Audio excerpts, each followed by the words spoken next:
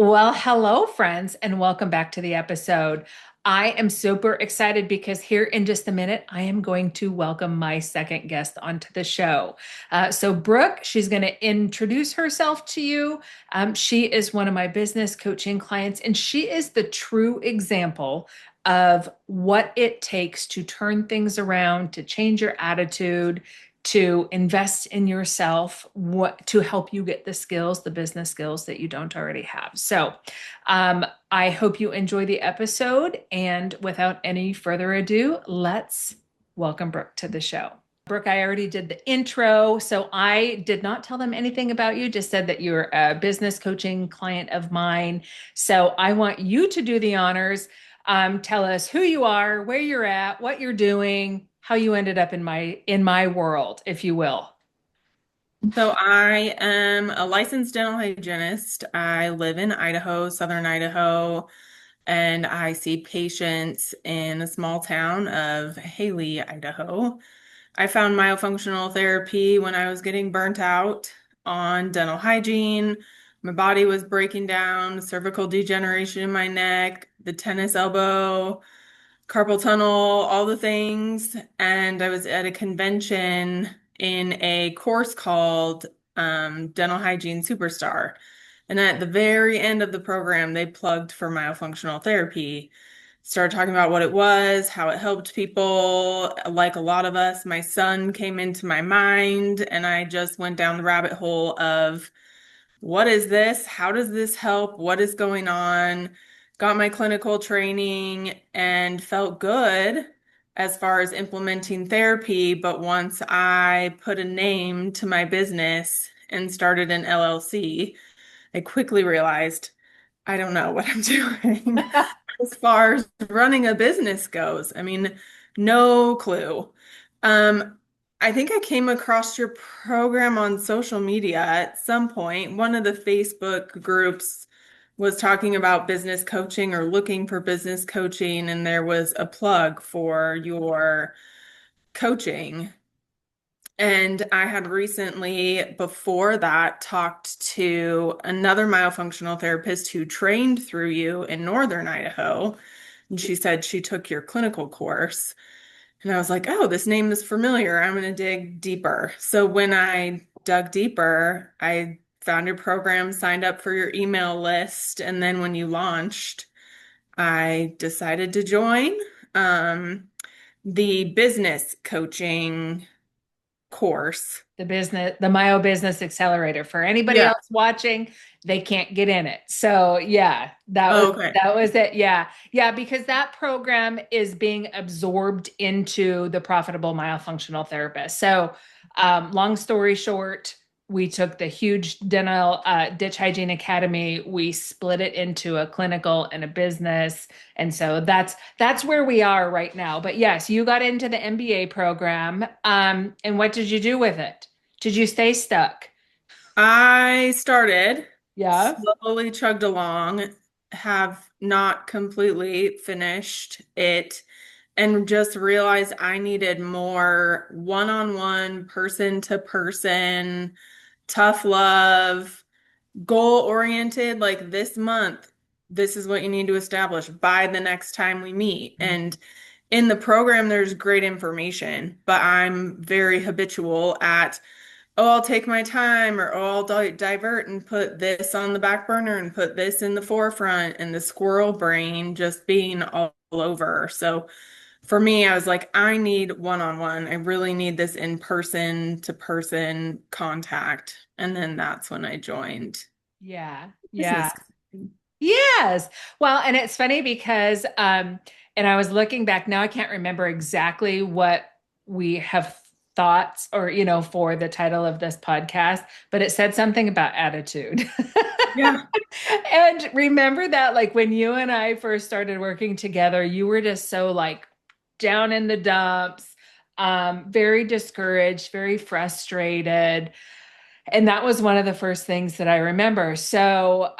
Prior to you getting into one-on-one coaching with me, you had gotten into the MBA program.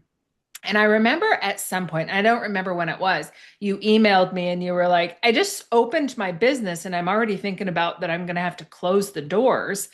Um, I'm not making any money. I also can't pay for coaching, and that was the first, I think a couple times you told me that, like, no, I can't do that. And that's really the challenge is because so many people just try and pray and duct tape what they can get out there on the interwebs.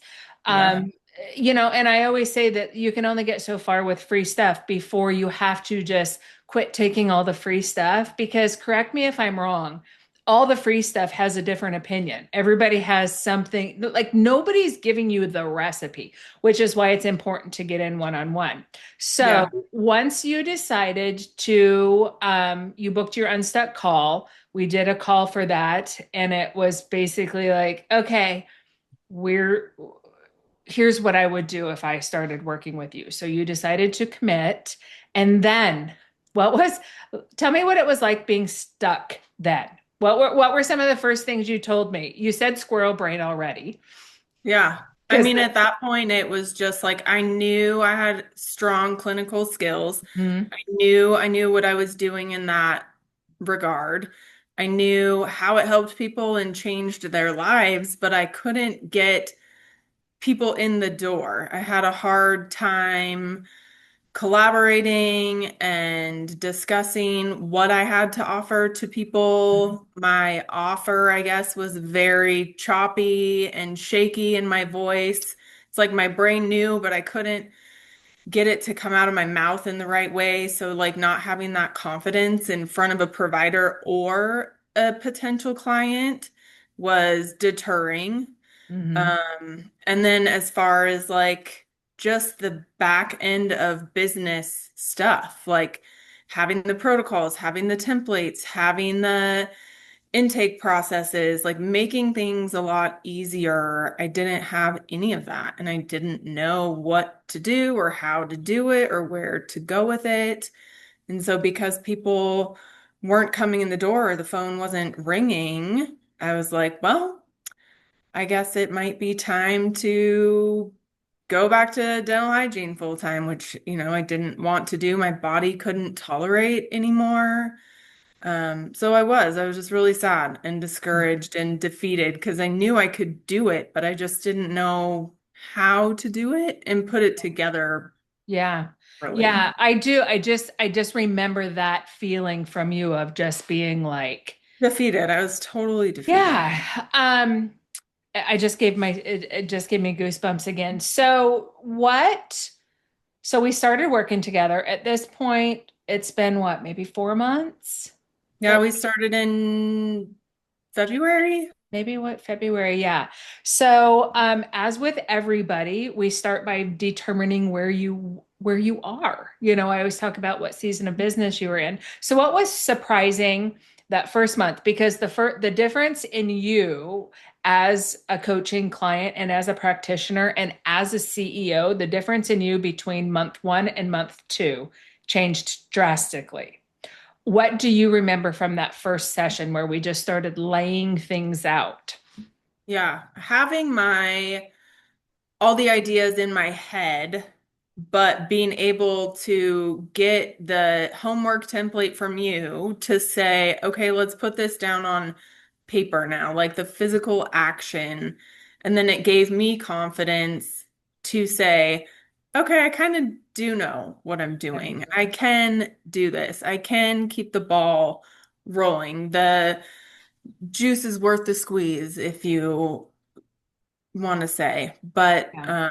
I think that was the biggest piece between month one and month two was that I just gained the confidence that I had the knowledge. It just had to be pulled out of me. Mhm. And organized. That Right. was the other thing, is I think you were working against you as a human, because your hour, I mean, when you and I talked about like when do you do your best work, and I mean by the time you were getting to Friday, you were just fried, and then Yeah.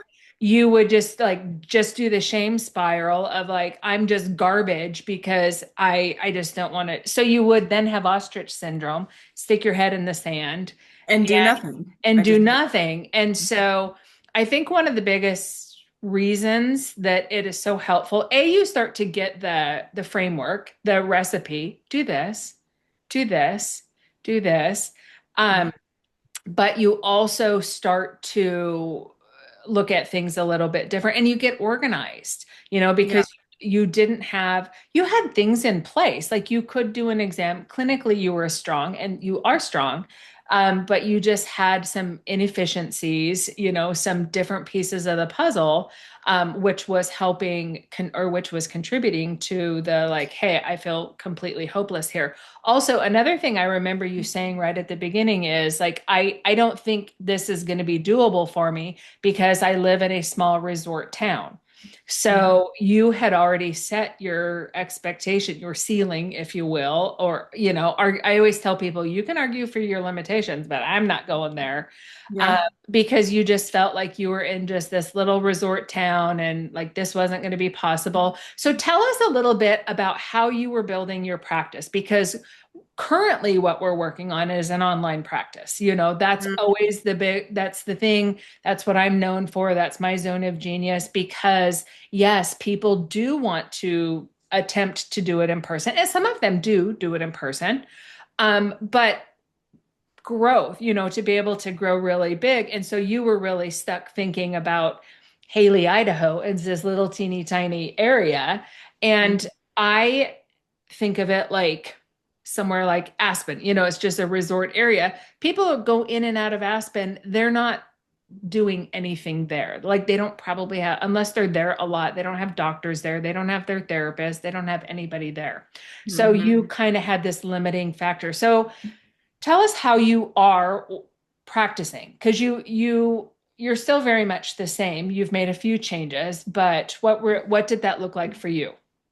Yeah, initially was all in person, subcontracting for a dental office, trying to help to build my business profile and my business name in the valley, build my clientele, build my reputation.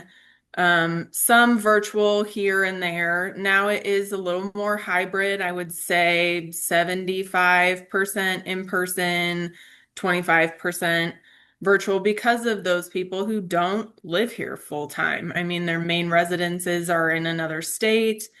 We'll meet in person, do their comprehensive assessment, and then meet virtually for the duration of therapy after that. So, definitely a goal of wanting to be able to have more flexibility and be more virtual based. And the Mhm. program has helped me a lot with that too, because I initially started every comprehensive was in person, every session was in person. I didn't know how to put the systems together to get the photos from the client as a virtual client to start and begin with. So those systems are definitely getting built more now than they Yeah. were. Yeah. We're building the plane as you're flying it. And Yes. I didn't realize that you were doing still about 75% in person. Hmm. Which is great. And we're getting these systems put together for you. So then it's just going to be so easy. Okay. So the difference between you month one and month two, and I never pulled up my notes, but I still remember you saying something like, oh, I should have pulled it up. Something like, it turns out if you change your attitude, let me back up. The reason that this is the attitude podcast is Hmm. because you were so down in the frown that first time that we met, and you were probably thinking like, I'm just throwing my hundreds of dollars a month out in I was like, doing this. well, I got to do Yeah, something, I got to do like I something. haven't done this yet. I got to Yeah. do Yeah. something. Yeah, And absolutely. So your attitude when that first month was pretty low. And then I remember you saying when we met for the second month, because we always start with what's working, and what does your brain always want to do? And this is what you did. Well, I'm going to tell you every crappy thing and I'm like, no, yeah, we it immediately said, okay, well, this isn't working. And you're like, what's Yes, like working? that. So I had to get you to retrain your brain of what to look at, what's working, then what's not working and what to do differently. So we as women, I think that's part of it. We just get so emotional with everything.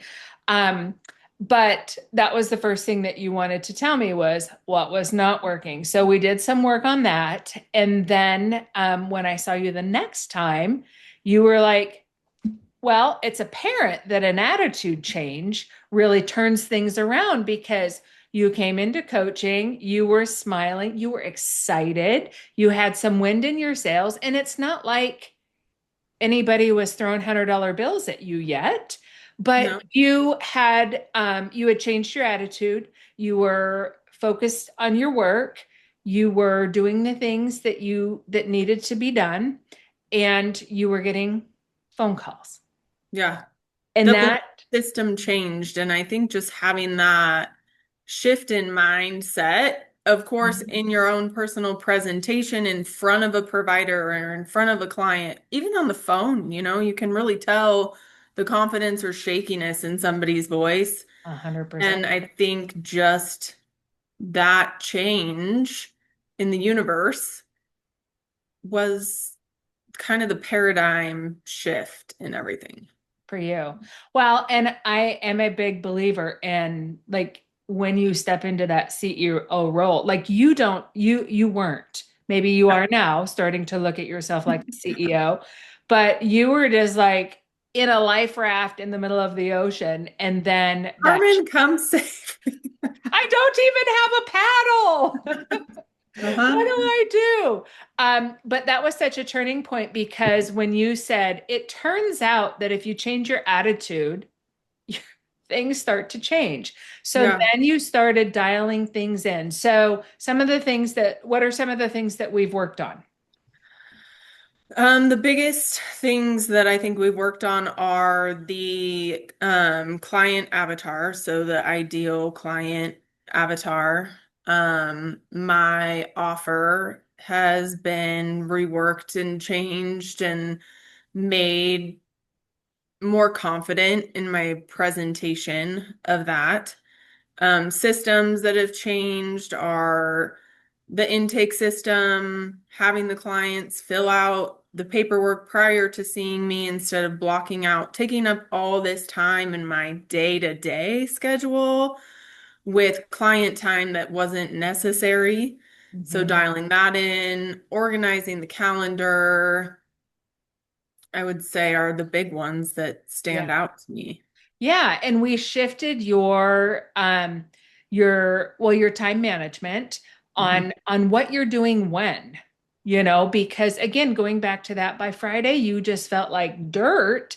Like, okay, well, that's not when you're going to do your best work, Yeah, so shifting things around there, gaining efficiencies. How long was your exam time when we started?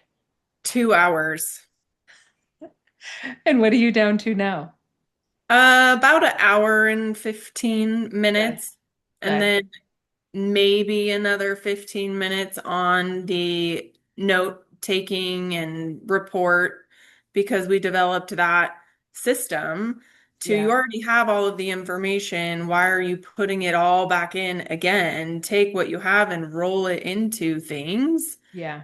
and help manage your time better, help make things more efficient so that you have the time and the energy to put towards the CEO part of running a myofunctional therapy business. Yes, so exciting. Okay, so you had an attitude change, things started turning around. Tell me about that little magical email that you sent me. Did I get that on a Friday where I was just like, oh my gosh, oh my gosh? Because obviously my husband knows about every one of my clients because he hears about them and I bounce things off of him. Yeah. So tell me about the email that you sent me. Yeah, I think we were getting ready to have our next coaching meeting. And I was working on my homework and had just sent you an email to tell you that I had hit my first 12K month. And it was just like blew me out of the water because prior to that, You were we thinking about were closing the doors. talking about like, I don't know if I can do this. I don't know how to do this. I don't know how to keep my doors open. I don't know how to get the clients coming in. and you emailed back and said, that's amazing. I'm so happy for you. What do you think is working? What do you think changed that? And I just, again, it was the belief in the system, the belief in myself, the belief in what I had to offer people, the belief in my pricing, um, the confidence to know, like, oh, I don't have to go to business school. I don't have to go get an MBA. I don't have to go spend all this time getting that degree to be able to run a profitable myofunctional therapy practice. You just have to have the systems and the confidence and do the work, put the time in. Like you always say, put your butt in the business chair and do it. Messy action, right? I mean, Mhm. you say all the time, and I think your recent podcast said something about, I had to put it out there because I had to put it out there and I could have. Oh, the podcast that I recorded with no power. Yeah. Yes. Yeah. Yeah, it happened. I mean, because I needed to honor my calendar. And so Right. it's not gonna, we are all living the human experience. There Yeah. is no perfection here. And so just all of those things coming together. Now, you talked about your offer. Did we raise your prices? I know we Yes. worked on the offer, but you Mhm. raised your prices Yes. and developed more confidence in saying that. So, another thing that you hear me always say is that you mirror your prices. You Yeah. mirror your belief in the value that you're bringing to the table. And one of the things that, I always say to people, especially like if you're going to come study with me, no, don't beat me up over prices because I'm going to teach you the same thing. Don't let people beat you up over prices. Like this is your price. This is what it looks like. Yeah. We worked on your avatar. I still remember when you told me, well, number one, everybody always pushes back on their ideal customer because nobody wants to niche in.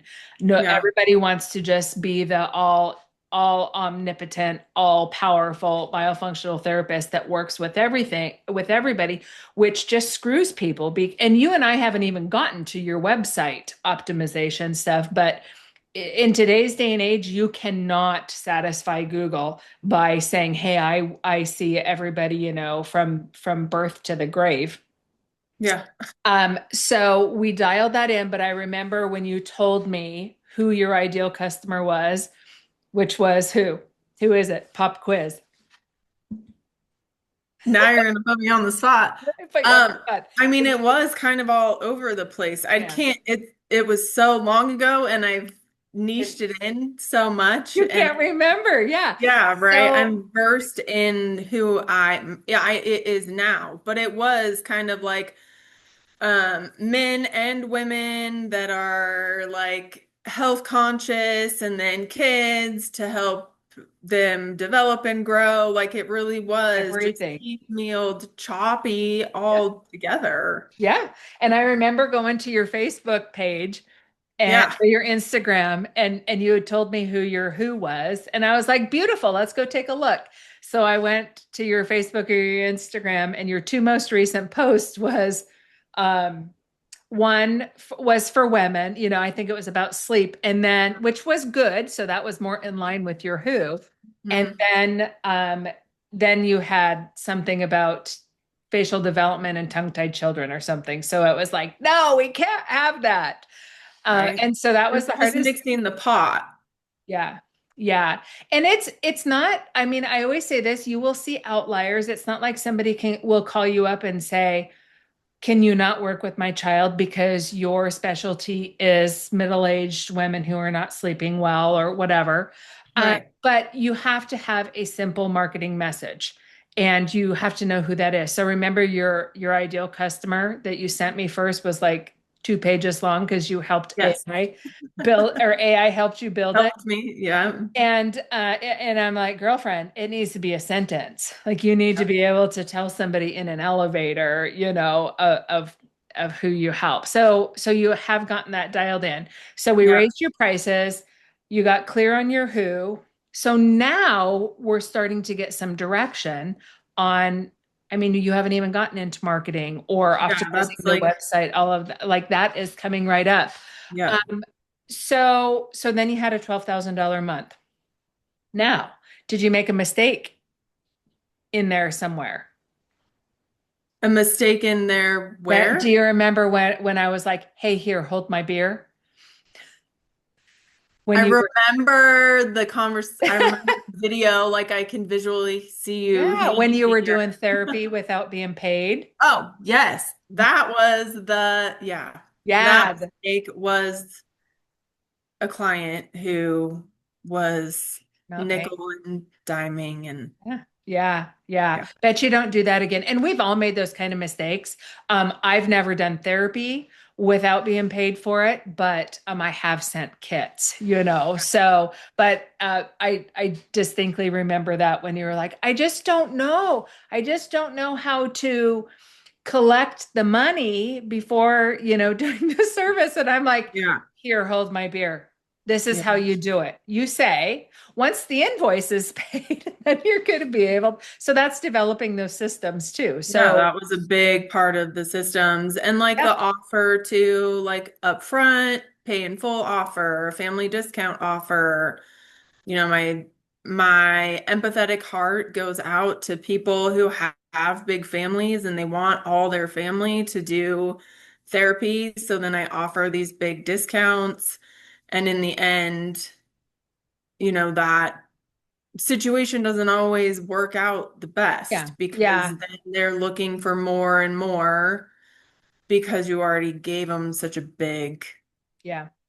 you took away such a big piece of the pie already. Yeah, and it's interesting because I did coach another student recently, kind of same topic. She was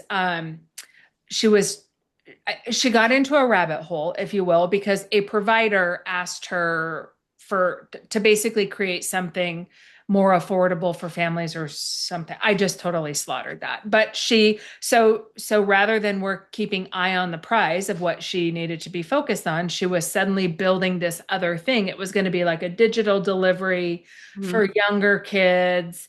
And it she was so excited about it, and I see why, but I was like, but you just took your eye off of the prize of the business. Like, this is how you're going to pay your bills because you were worried about creating something else for somebody else who couldn't afford it or had multiple family members. Mhm. She hadn't yet thought about the possibility that there's people out there. I've had them time and time again that pay for a whole family, 4, 6, 7 people Yeah. doing therapy. And it's that mindset of I'm the expert. That sounded totally terrible, but you know what I mean? Like, I'm the person, I'm the one with the knowledge here.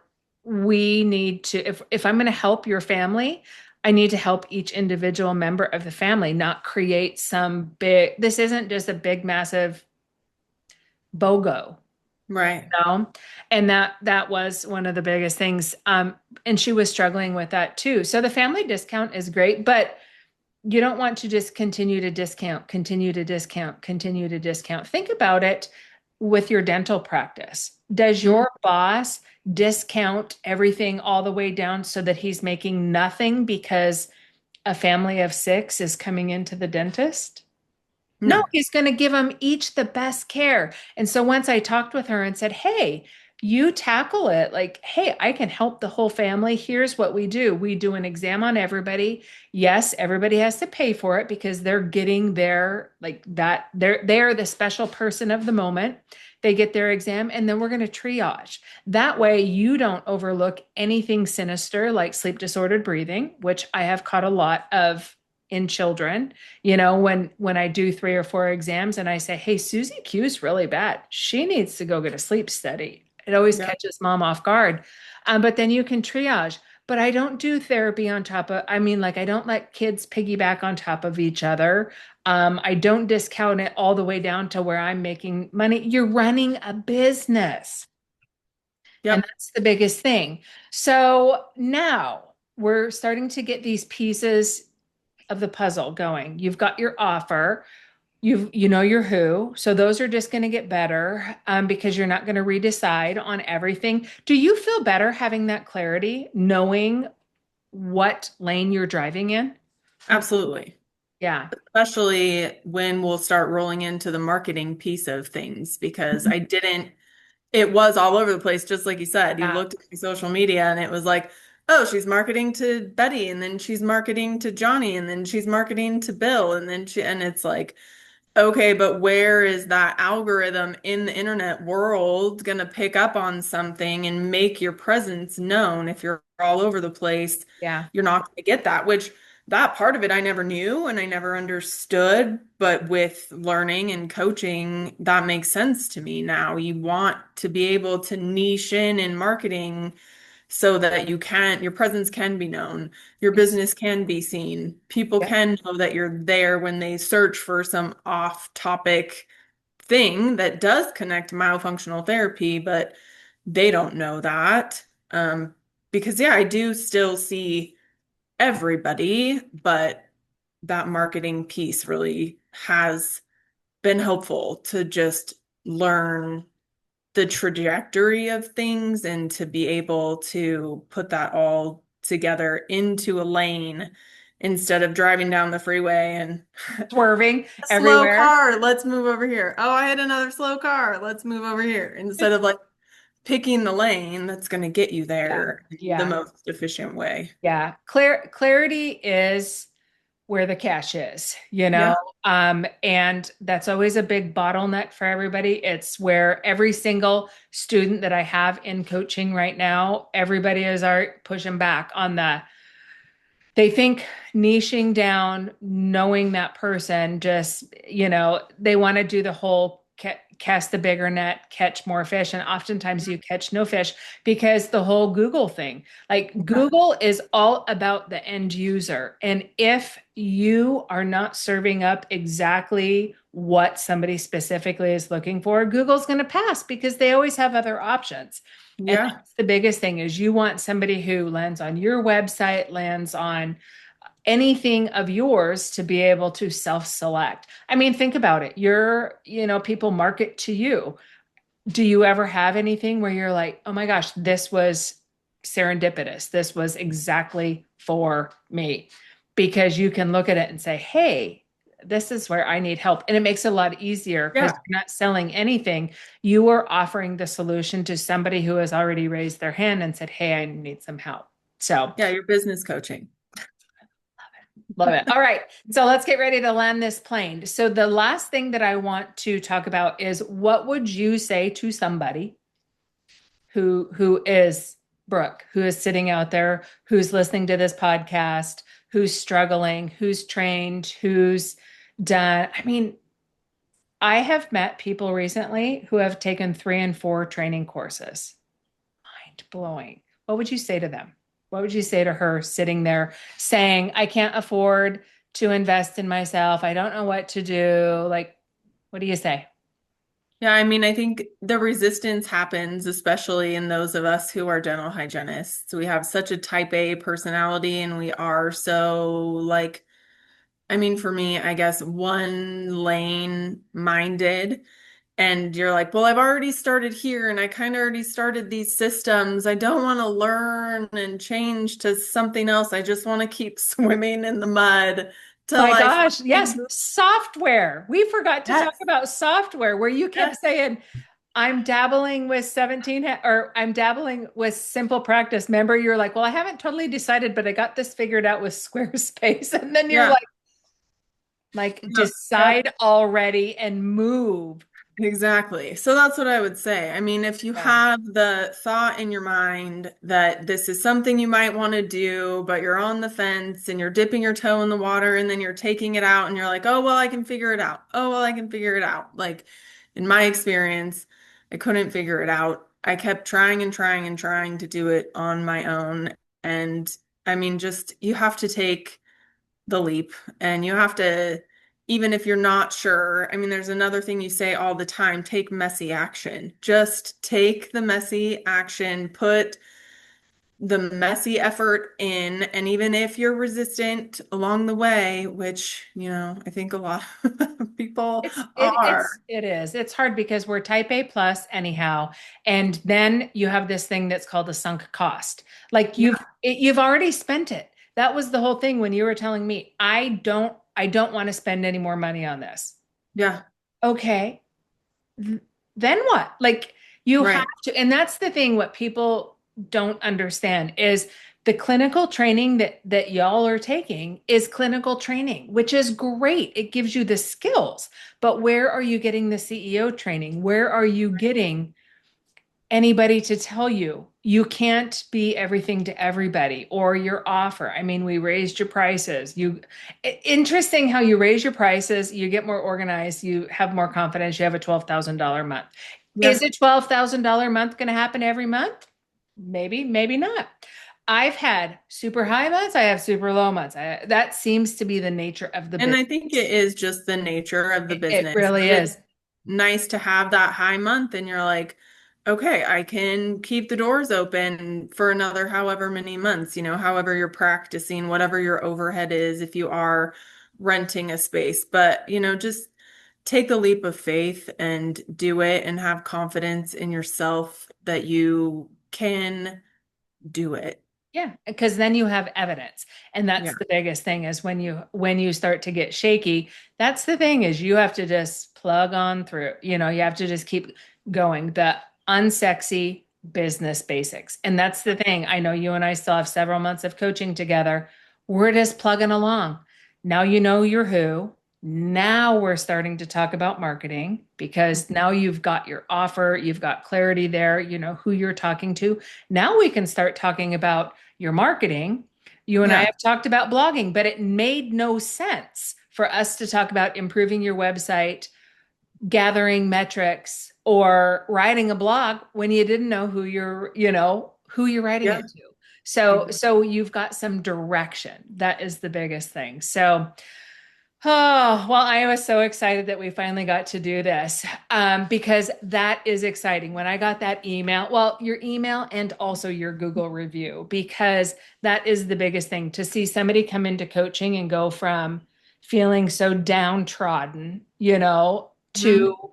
being on top of the world and having a brighter outlook of, okay, I can do this. I'm getting the skills. I'm going to get the skills. I'm going to Yeah. do whatever it takes to figure this out, figure out my rhythm, figure out my calendar so that I can have a successful business. So, Yeah, and to have the peace of mind that when things do get slow, like it's going to be okay. You don't have to go into the doom and gloom and like spin out on, oh my gosh, is this gonna keep working?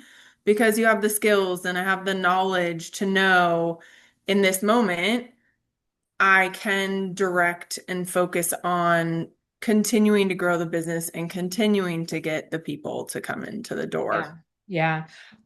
Being more proactive than reactive. And it's just like a cog, if you will. It's always the same things. And when people are like, well, how do I get clients? Like that's what they want.